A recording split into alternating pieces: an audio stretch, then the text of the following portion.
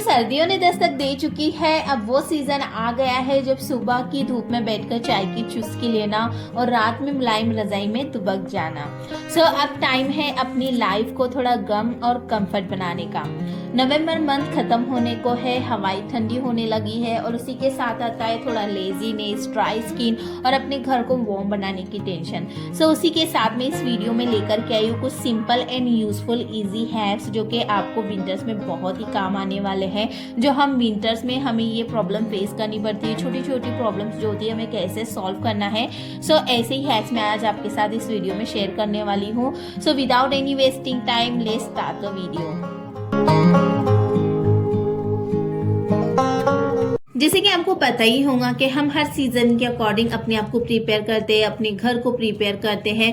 हर मौसम के हिसाब से हमें तैयार रहना चाहिए और हमें हमारे डेली रूटीन में कुछ चेंजेस भी कर लेने चाहिए। तो यहाँ पर मैंने कुछ चेंजेस किए हुए हैं अपने डेली रूटीन में। जैसे कि हम रेगुलर जो कपड़े वॉश करते हैं तो उन्हें हमें ऐसे ही नहीं रखना है, उन्हें हमें थोड़ा सा प्रेस करके रख लेना चाहिए क्योंकि वो हल्के से ठंडे होते हैं, पूरी तरह से नहीं सूख पाते हैं और अगर सूख भी जाए तो उनमें थोड़ी सी नमी बरकरार ही रहती है ठंडी की वजह से। दिन कपड़ों को वार्म रखने के लिए आप इसे अपने डेली रूटीन में ऐड कर सकते हो। वैसे तो मैं ये रूटीन हमेशा रेगुलर फॉलो करती हूँ, लेकिन अगर आप नहीं फॉलो करते तो आप इसे विंटर में जरूर से अपने रूटीन में ऐड कीजिएगा।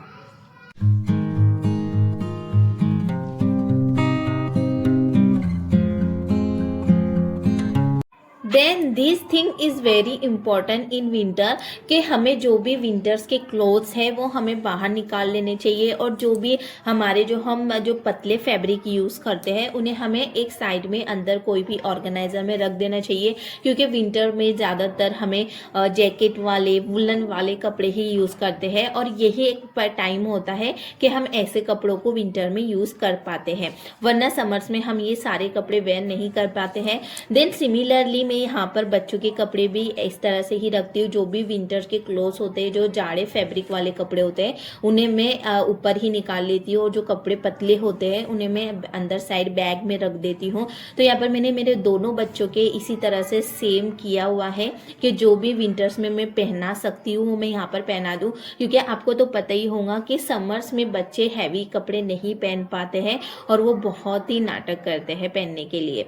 तो यहाँ पर जितने भी हैवी क्लोथ्स है ना, मैंने वो यहाँ पर निकाल लिया है। जो भी थिक फैब्रिक होता है, थिक फैब्रिक के कपड़े होते हैं वो मैंने यहाँ पर निकाल लिया है और जो भी पतले फैब्रिक वाले कपड़े हैं वो मैंने अंदर साइड में एक बैग में भर के रख दिया हुआ है।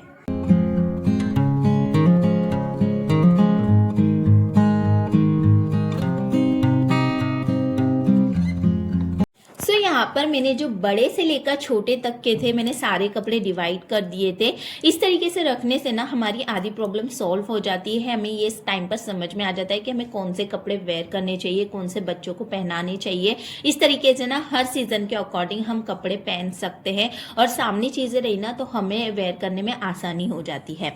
एक्चुअली समर्स में ना बच्चे जो थिक कपड़े होते हैं ना वो पहनने में नाटक करते हैं। समर्स में तो हमें गर्मी के अकॉर्डिंग ही कपड़े पहनने पड़ते हैं, तो थिक कपड़े हमारे पहने नहीं जाते हैं और रिटायरमेंट के टाइम पे भी हमें कपड़े जो है ना रिटायर करने में आसानी हो जाती है। अच्छे कपड़े जो है तो हम रिटायर नहीं कर पाते हैं, सोचते हैं कि ये कपड़े अच्छे हैं लेकिन बच्चे पहन नहीं पाते हैं, तो ये कपड़ों की भी थोड़ी जो प्रॉब्लम होती है वो सॉल्व हो जाती है। तो यहाँ पर मैंने एक ऑर्गेनाइजर में जो भी सारे विंटर्स के कपड़े थे मैंने इस ऑर्गेनाइजर में मेरे बेटे के सारे मैंने कपड़े इसके अंदर रख दिए हैं और जो पतले जो समर्स में हम वेयर कर सकते हैं वो कपड़े मैंने एक बैग में डाल दिए हैं। इस तरीके से हमें बहुत आसानी हो जाती है कपड़े पहनने में और चूज करने में। और इस तरीके से करने से ना हमारी जो वार्डरोब है वो मैस भी नहीं लगती है और सारी चीजें अपनी जगह ही ऑर्गेनाइज रहती है।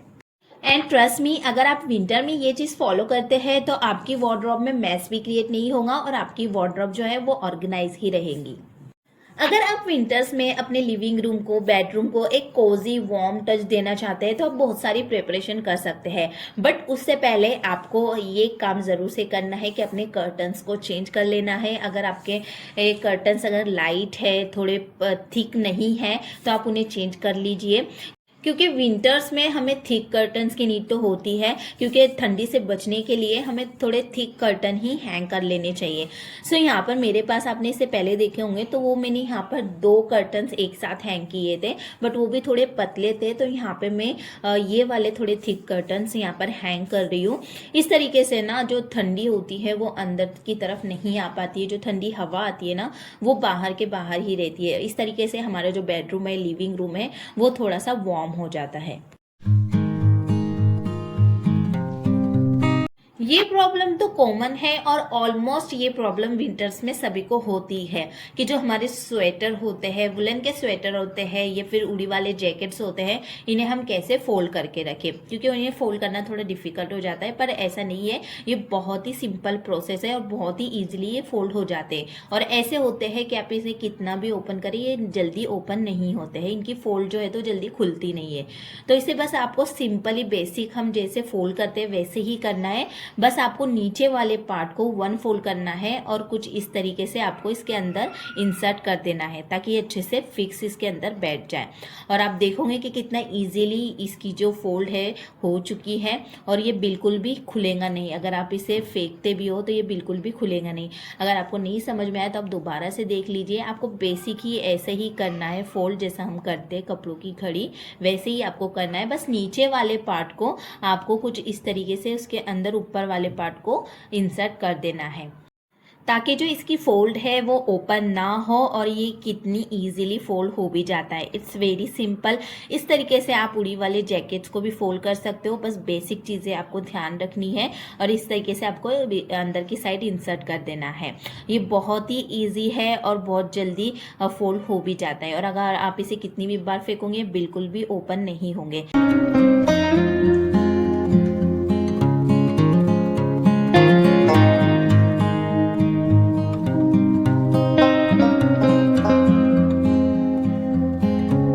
ये प्रॉब्लम हमारे लिए कॉमन है और हम इसे रेगुलर ही फेस करते हैं।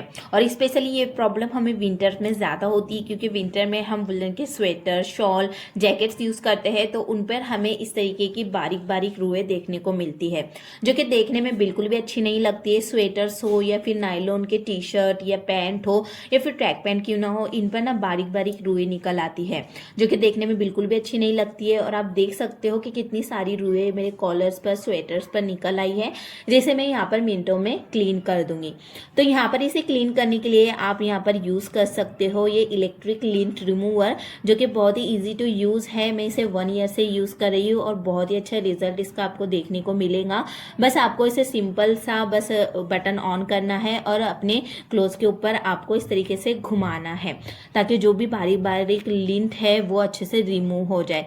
अगर रेगुलर वेयर करने वाले कपड़ों के ऊपर भी आपको ये प्रॉब्लम हो रही है तो आप इससे अपने सारी रुएं इजीली क्लीन कर सकते हो। वैसे तो ये हर सीजन के लिए परफेक्ट है और आप देखोगे कि कितनी सारी लिंट इसके अंदर कलेक्ट हो चुकी है और जो हमारा स्वेटर है वो एकदम से नए जैसा हो चुका है। सारी रुएं एकदम से क्लीन हो चुकी है और हमारे जो टी शर्ट का कॉलर है वो भी आप देखोगे कि बिल्कुल भी इसके ऊपर लिंट नहीं है, पूरा ये क्लीन हो चुका है। तो आप भी प्रोडक्ट को जरूर से ट्राई कीजिएगा, बहुत ही अच्छा इसका रिजल्ट आपको देखने को मिलेगा।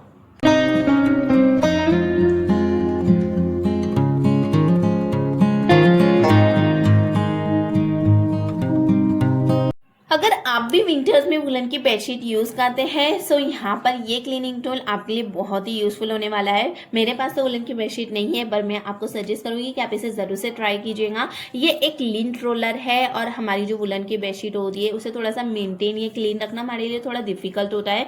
सो यहाँ पर उसे क्लीन करने के लिए आप ये लिंट रोलर का यूज कर सकते हैं। बहुत ही इजिली ये क्लीनिंग कर देता है। हमारे जो हेयर होते हैं, लिंट होते हैं, छोटे छोटे जो पार्टिकल्स होते हैं वो इसके ऊपर इजिली स्टिक हो जाते हैं।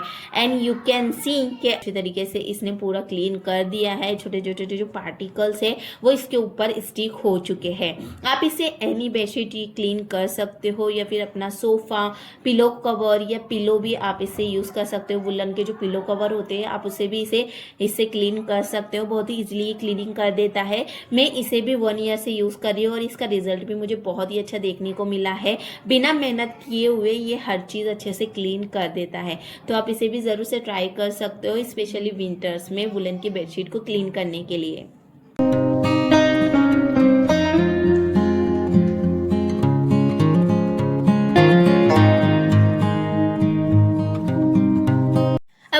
कर लेते हैं थोड़ी सी अपनी सेल्फ केयर की। वैसे तो हर सीजन के अकॉर्डिंग हम रेडी रहते हैं, बट विंटर्स में हमें थोड़ी प्रॉब्लम ज़्यादा होती है, चाहे वो हमारे फेस से, स्किन से या पैरों से रिलेटेड क्यों ना हो। सो यहाँ पे हम पैरों से रिलेटेड बात करेंगे। अब विंटर्स का टाइम है, ठंडी ज़्यादा होने की वजह से हमारे पैरों में पेन होने लगता है, हील्स में क्रैक आने लगते हैं।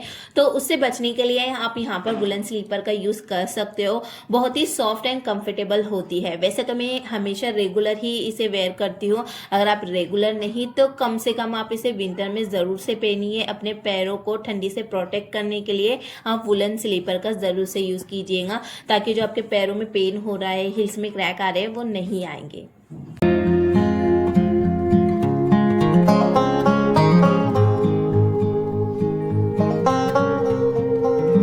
सो friends, as of all today I hope आपको विंटर से रिलेटेड सारे हैक्स पसंद आए होंगे।